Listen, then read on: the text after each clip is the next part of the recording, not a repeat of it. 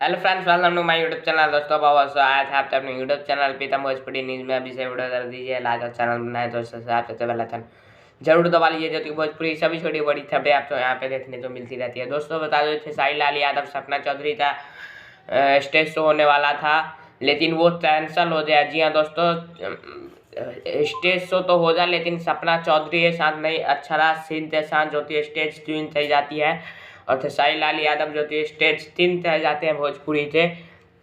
तो जगह भी चेंज हो गया है। तो बता दूं कि खेसारी लाल यादव का ये शो 21 मार्च को किया जाएगा, होली के हुड़दंग और सपना खेसारी लाल यादव और अक्षरा सिंह के संग।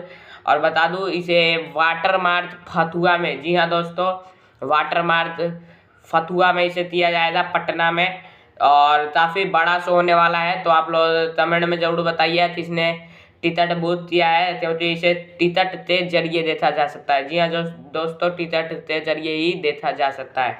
और इस पर मैं अभी ऑलरेडी वीडियो ला रहा हूँ, इस कितने टिकट कैसे बुक करें, कैसे लेना है, कैसे नहीं लेना है, उसलिए हमारे चैनल को सब्सक्राइब जरूर कर लीजिए। बहुत जल्द वो वीडियो आएगी दोपहर 1 बजे तक। तो जय हिंद, जय भारत।